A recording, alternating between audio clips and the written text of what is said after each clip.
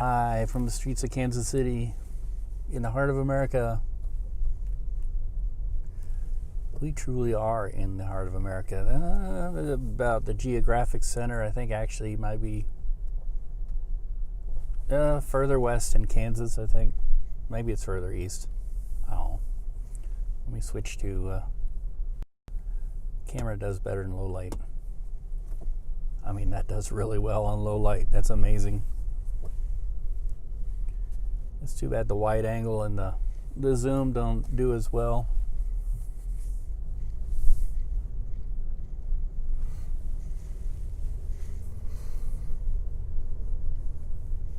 There's Loretto. I'm gonna meander around my way home tonight. See what's going on.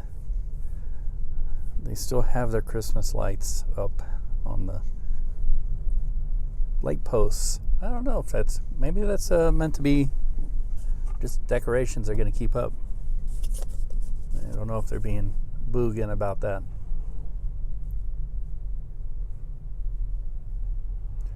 This is 39th Street, heading west towards the state line. It's State Line Road, where you see that hospital. The University of Kansas Health System, that's their branding. You have to say it right, or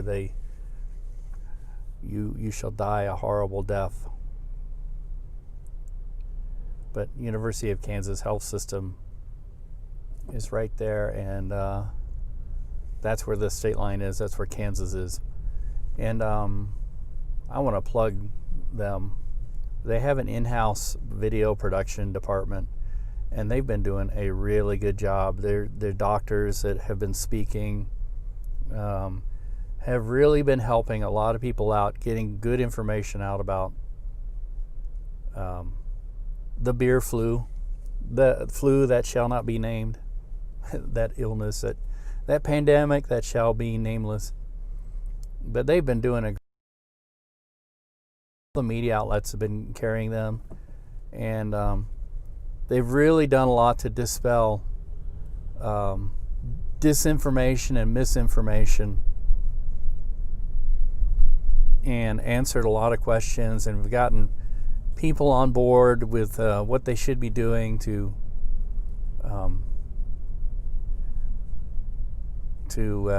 avoid this situation of the current pandemic, of like catching it and possibly dying, or giving it to somebody else who might get seriously ill or die from it.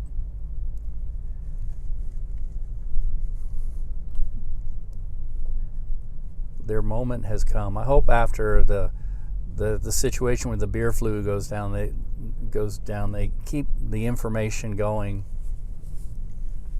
And everybody's known they've had a good in-house video production department. And there's some good people working there. There it is, University.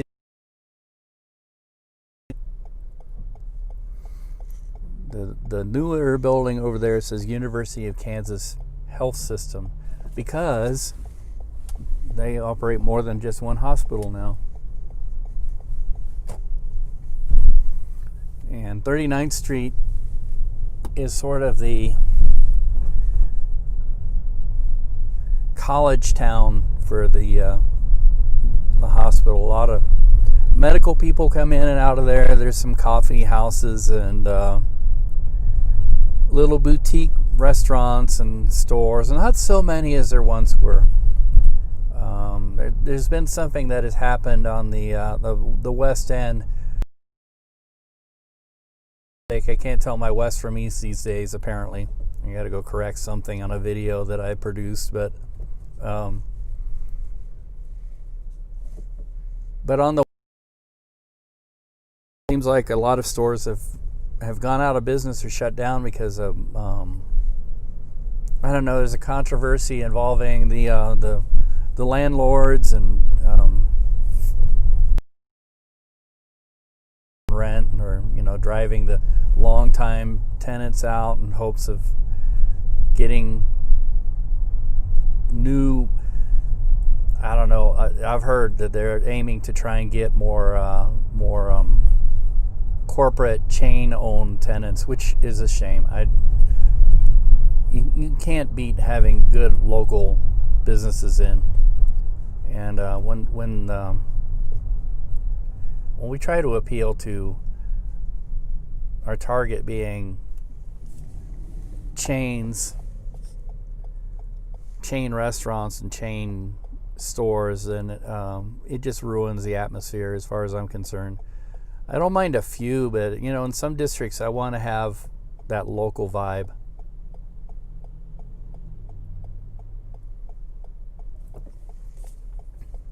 Let's see, are you going? Yeah, you're turning. Is there anybody coming around you? Nope. And now we're on Westport Road, and we're heading into Westport.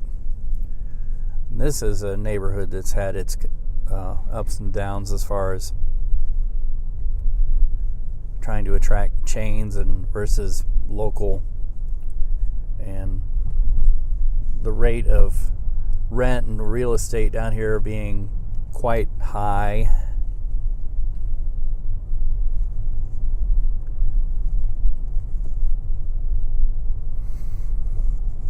I miss some of my old haunts. There was a record store down here called the Groove Farm. And John and Lisa, I used to go in there and visit with them all the time. And they used to put on shows with record release parties and things like that. And bands would come in and play, and the place would be packed, and it was wonderful. I've got videos from that, like 1992, 93. Across the street was another record store called Spiny Norman, and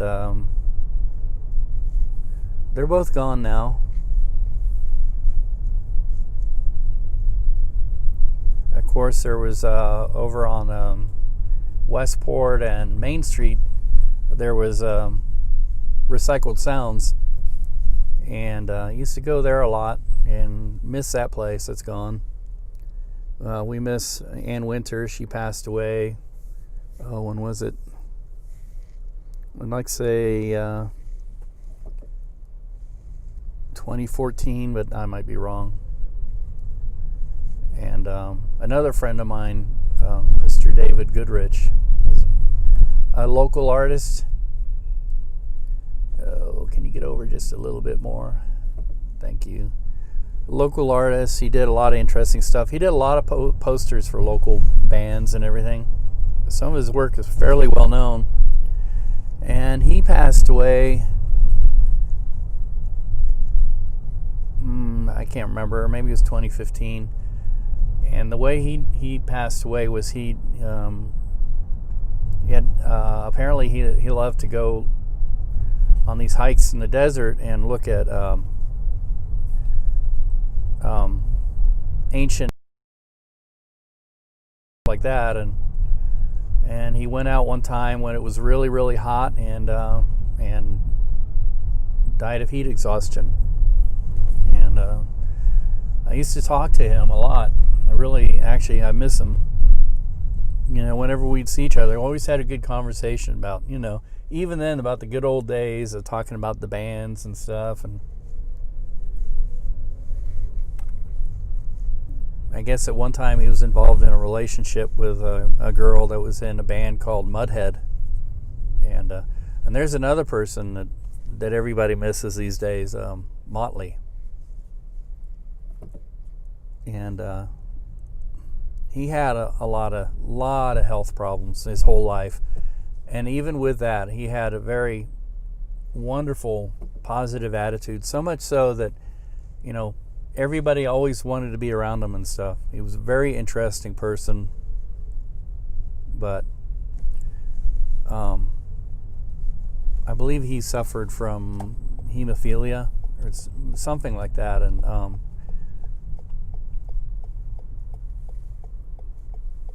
they had to amputate first one leg, and then I think eventually he lost both his legs and everything else like that, and it eventually got him.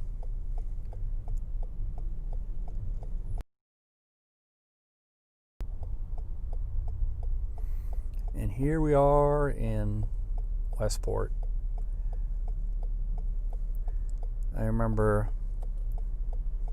when Loma Vista Hardware moved up on this street. But I also remember Loma Vista Hardware. I was having a conversation with Chris Fry, the artist who's got his work up in Downbeat Coffee House right now. And we were talking about, because one of his paintings had Loma Vista in it, or one of his drawings had a Loma Vista sign. And I was like, yeah, I remember Loma Vista. We went there when they were in Loma Vista off of Blue Ridge. And it was when it was a hardware store. And he said, yeah, I knew the guy. His parents owned the hardware store, but he got into skateboards and Doc Martens and stuff, so he carried all that stuff. They had him. He had a part of the store that was dedicated to that, and he carried all that stuff. His parents let him put it in the store. And although I tell you, I'm ashamed to say that to me, Doc Martens, when I was about the time I was in the Air Force and really into punk rock and everything, which I still am, but my interests have broadened since then, which, punk rock will do that to you. But I had to go get a pair of Doc Martens because everybody was wearing Doc Martens, and I wanted to be in with all the cool kids, quote unquote. And so I got this pair of Doc Martens, and I was like, you know what? These are the most uncomfortable shoes. I'd never admit that to myself. And I'd get another pair and another pair, and they never worked for me. I don't wear Doc Martens, although I work with a reporter. I don't know if I'm going to name drop somebody. I don't know if anybody's ever heard of John Pepitone, works at Channel 4. He's a really good reporter. And he is an avid fan of Doc Martens. He wears them every day. He wears kind of like the loafer type, not the boot type, but the kind of loafer looking.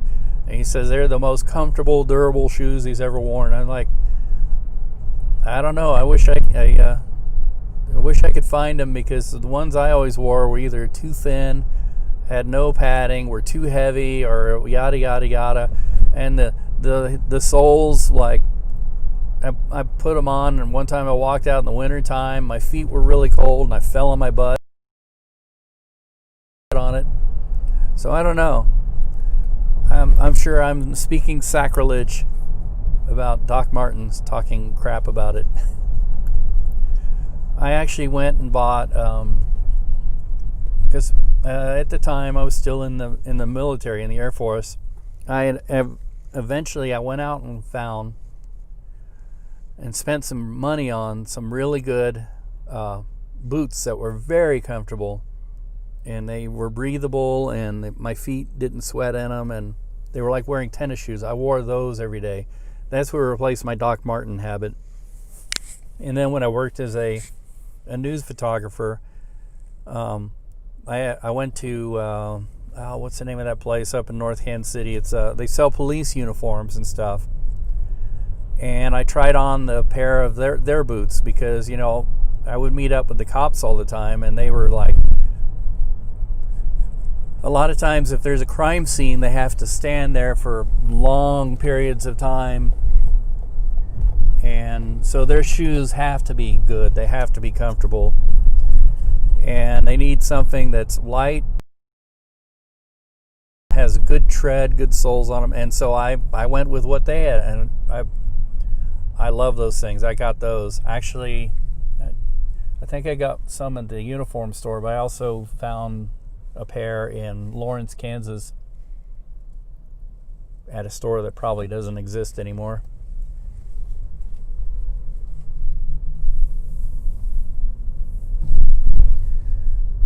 Oopsies, I was going to turn.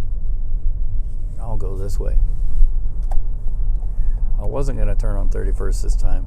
I need to learn where West and East 31st Street are. Oopsies. But yeah, I posted a couple of videos on the channel I'm experimenting around with. It's, sort of my travel and exploration channel. It's called Where You'll Find Us. And the us is in the in the U.S. shield. And so I posted a couple of videos, and then I put links to it in all the groups that I belong to on Facebook that apply, like things and places we loved in Kansas City when we were younger, and Kansas City history geeks and things like that. And oh my gosh, I got so many comments, positive comments, and a whole bunch of hits on my videos. So I'm gonna try and figure out what I did right this time and keep doing it, because I do love making those kind of videos. I love traveling, I love exploring. Here is the Liberty Memorial. I don't know if anybody can tell me, but why is Kansas City all red all of a sudden? Everything in Kansas City is red. I don't know. Even Union Station is blood red. Can anybody figure out why? I'm surprised Liberty Memorial isn't red. There's a lot of cars here.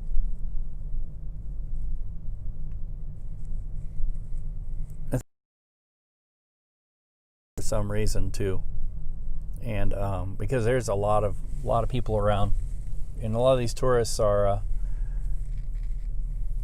going up here, taking pictures at night of the red Union Station against the red background of Kansas City. So there must be something going on. I just can't figure out what.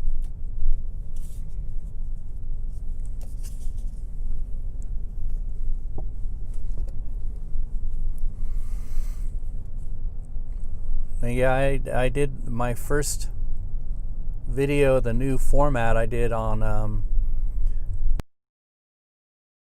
we went to the Johnson County Museum. For lack of a better term, it's the Johnson County Museum, I guess. And it's in the old King Louis AMF Ice Chateau building, which has been remodeled into the Johnson County Arts Center, Arts and Activities. And they have the museum in there. And I just love the museum. As a matter of fact, I got to go back. We only had like 10-15 minutes in there, and I just really quickly got out my my Osmo and shot some video, and short and sweet, and posted it, and people are just going nuts about it, which is great. It's what I love to share the the world that as I see it with people.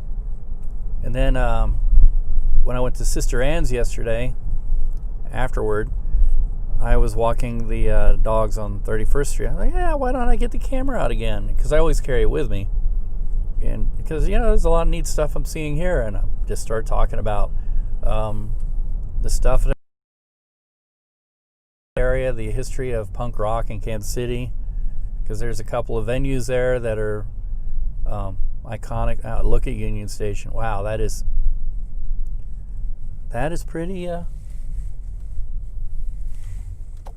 It's so red, I almost can't even see this red light over here.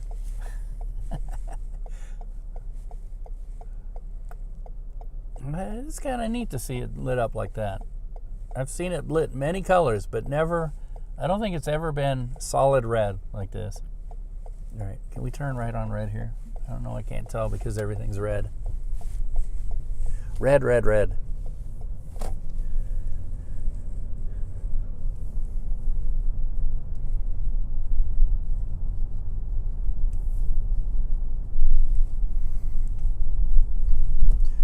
Must be some sort of sporting competition. Oop.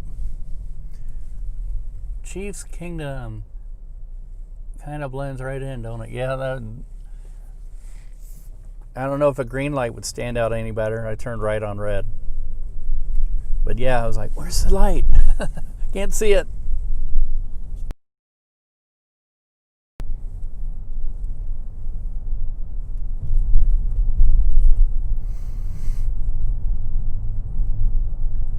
red right there. And a lot of the buildings, like Power and Light Building, is red, and the pillars for the Close Encounters are red. Oh, and I can see the Kaufman is red. The PAC, Performing Arts Center.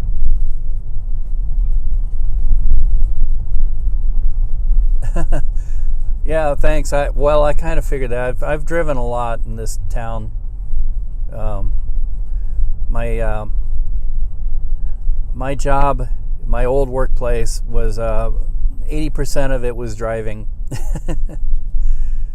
So I'm just kind of kidding around. I'm like, yeah, I wonder if there's a no right on red, because a lot of times I've turned right on a red and a little tiny sign that says no right on red, and I'm like, how do they expect us to see that if we're in an unfamiliar area, especially when you have people who are distracting you, like I often did.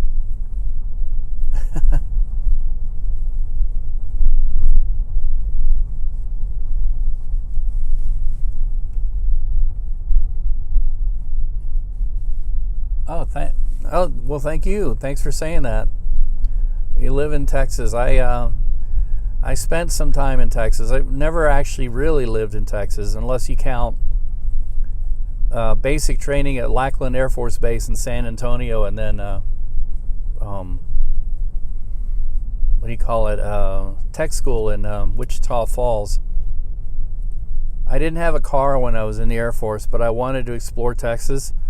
So nutty me, I walked everywhere. And one night I ended up walking 20 miles. Fortunately, I got a ride back from somebody. But I walked from Wichita Falls to Archer City, which is the hometown of Larry McMurtry, who wrote a lot of interesting novels. He wrote The Last Picture Show, and Lonesome Dove is probably one of his biggest, most famous works.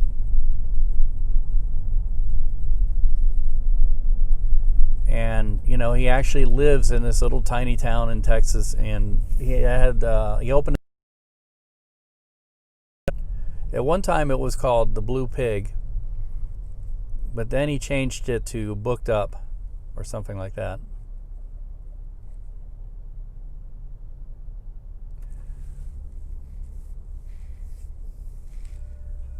And what I saw of Texas from walking and exploring, I thought was really neat. I never made it to Dallas when I was there, so I vowed I'm going to go back and visit Dallas, which I did many times after. And I hung out in Deep Ellum when it was a thing. Sort of the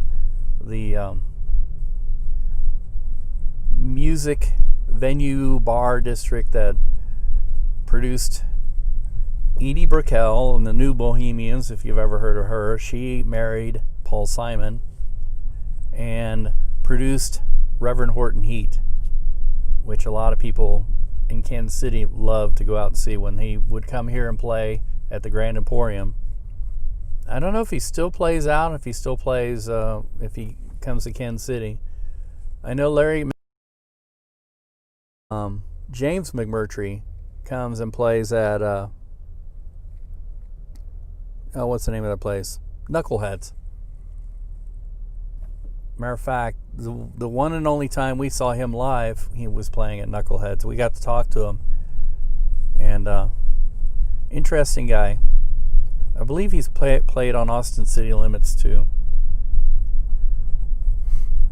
He's got a really, really good song that describes, lyrically describes sort of the mindset that has led to a lot of people becoming pro-Trump.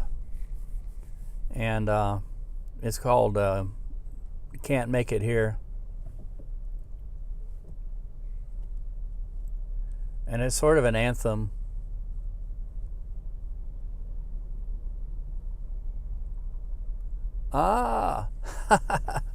I just got a message from Sprint. said, you have exceeded 50 gigabytes of usage. You may experience slow areas and yada yada yada. It's all this live streaming I'm doing.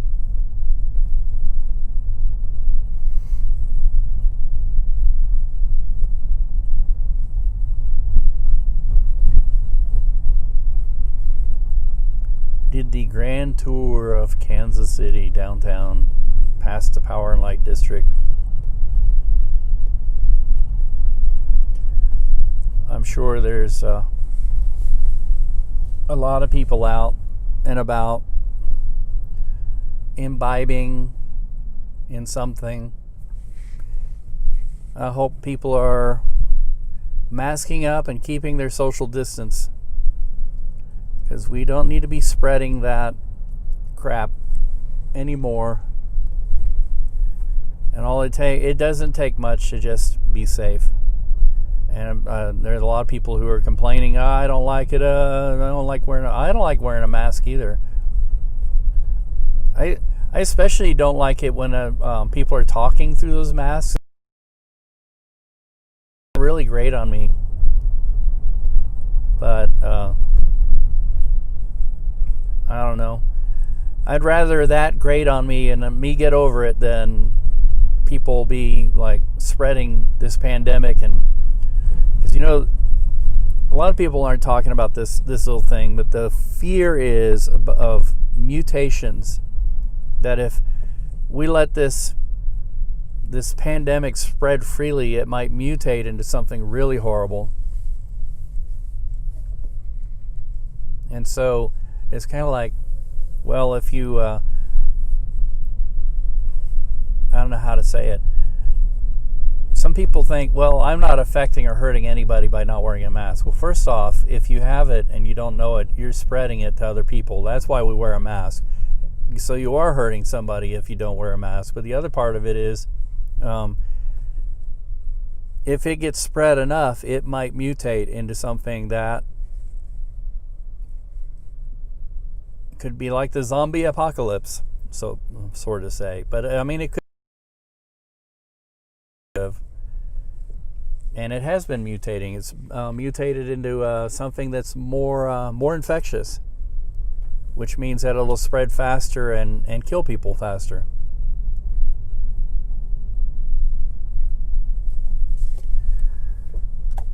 And so really, again, talking about whatever's going on downtown, people just need to keep their distance, wear masks, don't go hugging and kissing strangers without having a COVID test first. Oops, sorry, a beer flu test. Can't say that C word on YouTube. People get upset.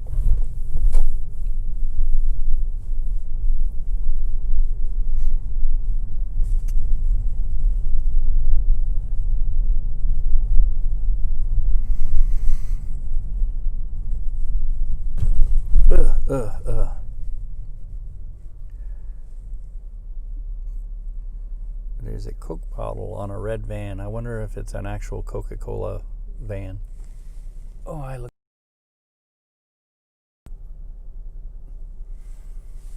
hate it when I'm crooked.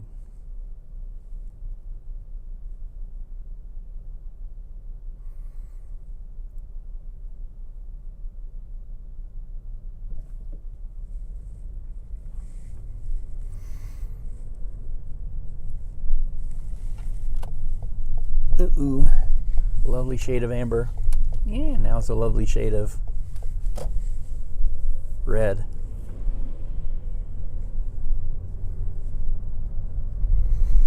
I wonder why they tore down the old bike shop here.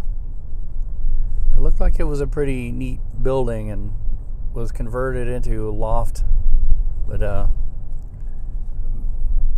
I started wondering if maybe the business next door was doing well enough they bought up the property and tore it down so that they could now have a view other than the back of a building. But I don't know. It seems to me like if you wanted to expand, you'd, yeah, And people are always tearing down buildings for parking lots. That's one thing. That.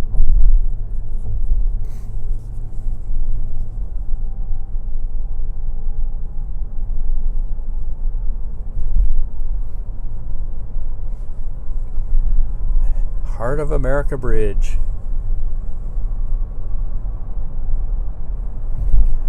This bridge replaced the bridge that's still standing next to it, the old ASB Bridge, which was built in it was finished in 1910, 1911, I think. Was built starting in the 1870s, actually.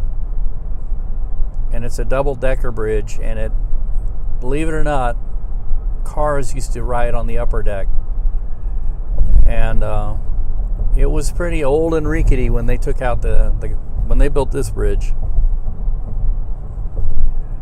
Apparently, it was a very scary bridge to drive across because the supports for the bridge were in the middle of the roadway, and you had to remember to get around that. And with all the traffic and everything, and I think it was probably one of the main bridges across. There was the Broadway Bridge, which up until 1981 was a toll bridge. And I remember my parents would avoid the Broadway Bridge because they didn't want to have to pay a toll. And I think a lot of people were kind of like that. I don't want to go across that bridge. I have to pay money.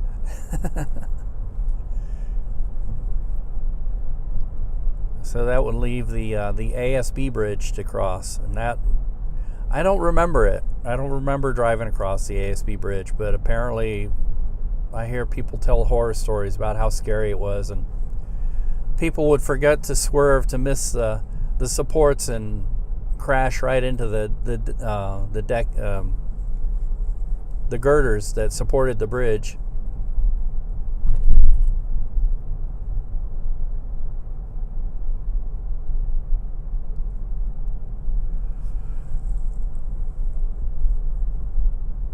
North Kansas City. It's a separate city from Kansas City.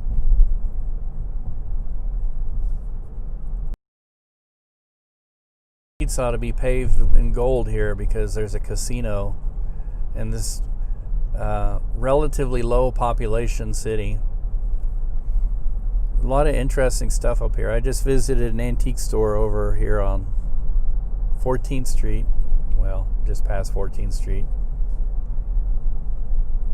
On my way to go see Emily and have some coffee.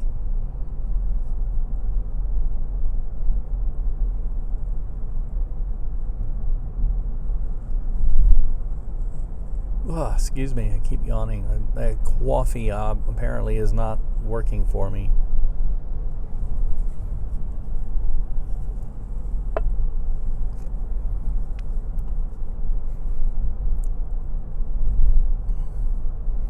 About when you start crawling up the levees up here is when North Kansas City turns back into Kansas City, Missouri, which, to differentiate it from Kansas City, Missouri, south of the Missouri River, everybody calls it Kansas City North.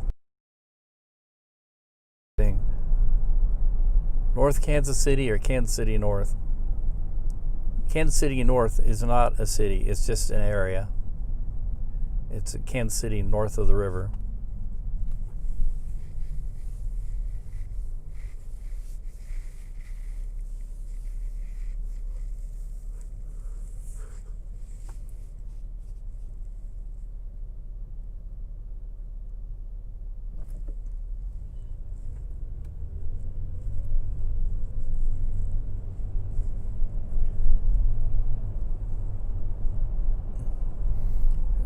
By 4 truck, and he's got an extra set of tires in the back of his truck. Must be really wanting to make sure that he gets there.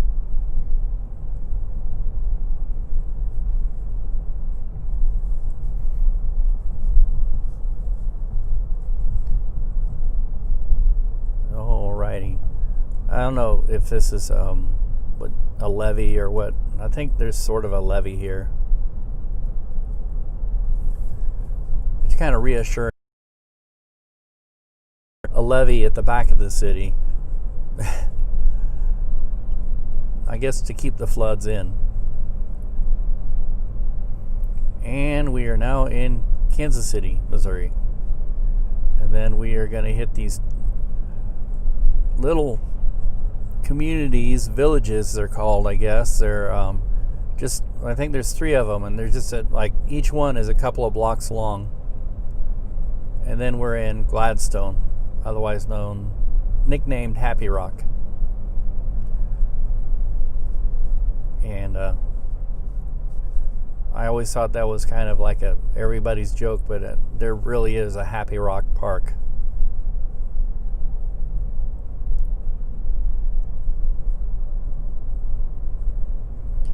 Cascones.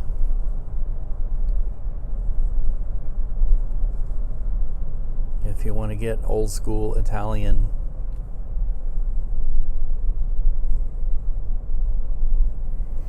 Haven't tried that place, been meaning to do it, but I've been renewing my diet since and so it's all low carb, and Italian food is not known for being low carb.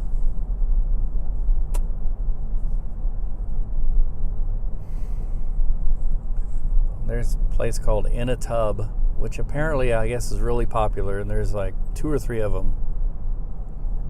Little local fast food restaurants. I guess it's sort of like a Sloppy Joe or a taco thing. I don't know. Maybe I should try that one too. I've eaten at LC's. Actually, I've eaten at the LC's up here, where one of my favorite coffee houses is.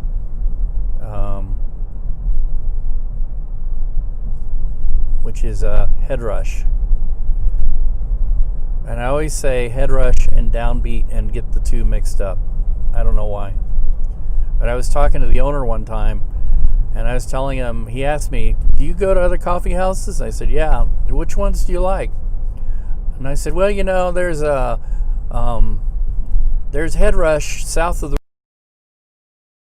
And he was looking at me all funny, and he said, I don't own a coffee house south of the river. And I misspoke. I meant Downbeat. He was so perplexed.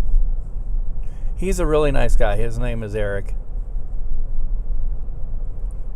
But he's taken over the old LC's burger joint and remodeled it into a coffee house. And done a really good job with it, and they're pretty cool in that they roast their coffee in-house with an air roaster, and you can buy a pound of beans from them that are raw, and they'll roast it there for you right in front of you.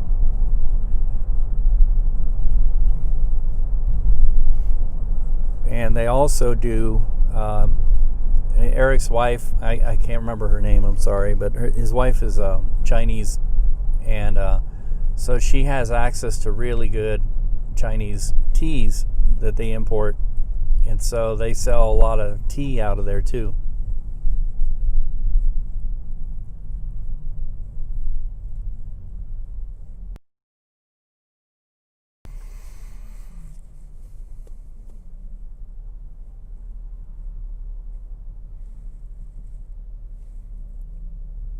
Kansas City has a few roads that, like I've traveled up and down Route 66 in my explorations, and got a ton of videos on that online too. But Kansas City has a few roads that can be considered Kansas City's version of Route 66, and this is one of them, believe it or not. This is called the Jefferson Highway.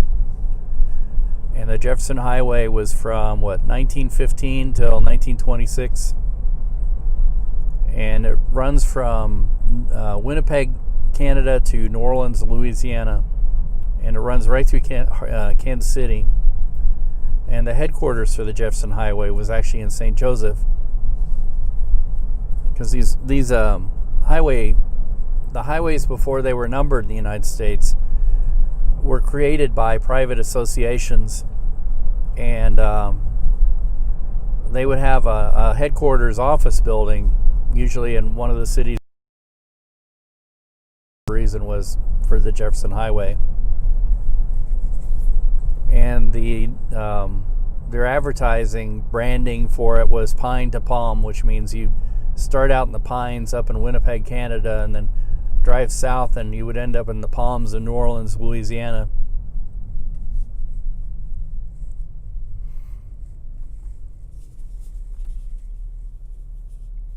And there's an association they formed,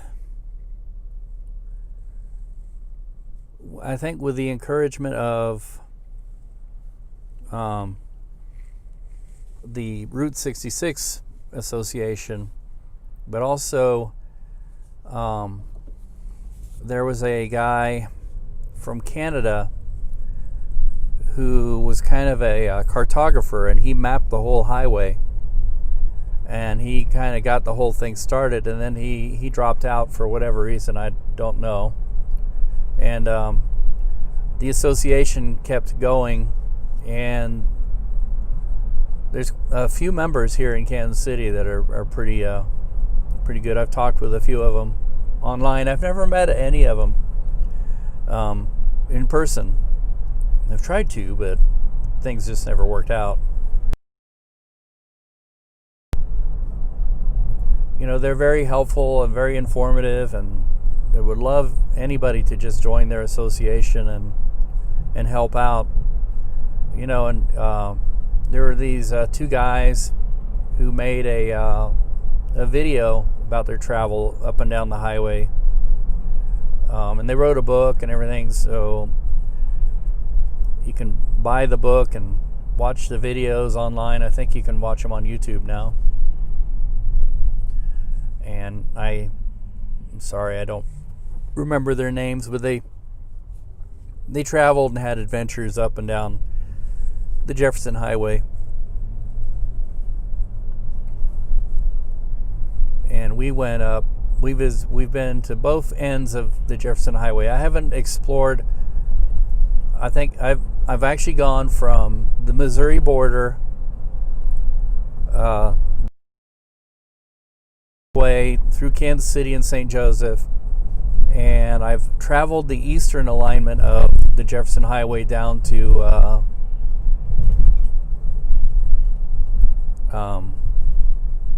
where it links up and actually becomes Route 66 down in southwestern Missouri, in my one of my favorite Route 66 towns, Carthage, Missouri.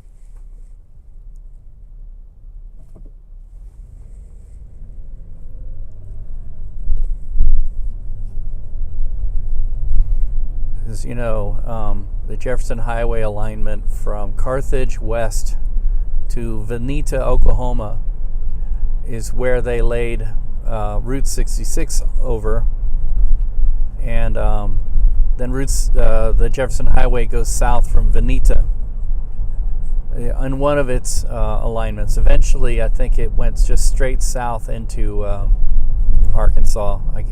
I could be wrong in that. It's been a while since I've actually done it, you know, and I know this one guy, he mapped it, but the maps are not available, so I've gone in and tried to follow the old maps myself and have drawn maps that I could follow on what do you call it, on Google Maps, where you can actually, and that's what I followed when I went south through Missouri, and also what I followed when I went through Minnesota. And I've driven quite a few parts of it in Iowa too. Iowa is great in that their highway departments are not uptight like a lot of state highway departments are very uptight about signage and stuff, and they don't want anybody advertising any other roads. They don't care about history or anything. They say it'll confuse people. So it's been a real struggle for a lot of groups like Jefferson Highway Association to get historic status in like the state of Missouri or whatever. So there's no signage other than people have put signs up in their yards or painted telephone poles the way they used to paint the poles back in the old days. But apparently the Highway Department, Missouri Department of Transportation, if you put signage up on the side of their roads, they could charge you with a crime, because apparently they feel that it would confuse drivers with all this signage, and they have their standard signs, and they don't want any. But in Iowa, they have their Iowa Historic Byways, and I know they have Jefferson Highway because I've seen it last summer when we went up to visit Minnesota. They have the Jefferson Highway marked up pretty good, and you can follow it very easily in Iowa. And they seem to be very happy and very proud of it. I don't think it confuses anybody. It's just the Highway Department has gotten into the business of trying to attract tourists and give people something interesting to see and visit in their state. I don't know why Missouri is uptight about it, because Missouri has labeled parts of National Old Trails Road with scenic byway signs, and they've done a really good job with Route 66. Missouri Route 66 signs are unique. Everybody else's are brown, but Missouri's are blue. And you can follow the Missouri signs fairly easily without getting lost. You still really should have a map, though. Have it. I've forgotten how to do it, but you can put the map up on your GPS, and you can just follow along, like following the dotted line. Because, like in Missouri, the road zigzags over the highways, and you can get turned around really quickly, like when you should be on the north side of the highway or the south side of the highway. And that's probably my least favorite part of following the alignment of Route 66, is when you're driving along the highway and everybody's going past you at 80 miles an hour and you're doing like 45 because you're on this narrow 2-lane road that's been almost cut by the highway bank. But when I have time, I like to, there's a phrase, don't break karma with the road, which means that, and really what it means is you try your best to take your time and take it easy and just sort of enjoy the sights and sounds and meet people along the way, and and have an adventure, because that's really sort of the point of the whole thing is, when you travel on the interstate, everything is really bland and boring, and everything looks the same. You have the same chains, the same truck stops off the side of the highway. To get to anything, you have to wait for the exit, and you just don't see anything. But when you take the U.S. highways or old auto trails or whatever, then you're seeing some things. You may end up with like I've talked with Michael Wallace, the voice of the sheriff in Cars, and an author who's written a lot of books about Route 66 and other roads, and he said, you take the zigzaggy roads and you may find that you've had a really unpleasant experience, like bad things have happened to you. You eat at a restaurant, and it might be the worst restaurant you've ever eaten in, a little mom and pop, or you might go and find yourself eating at a restaurant, or you just never know, and so it's an adventure. And he's right. So If you have to get there fast, you take the interstate, or you take a plane, or take a train like I'd like to do again. But, you know, truly the journey is a destination on a lot of these old roads. Well, anyway, I've got to go. Thanks for watching and thanks for the comments. Until next time, see ya.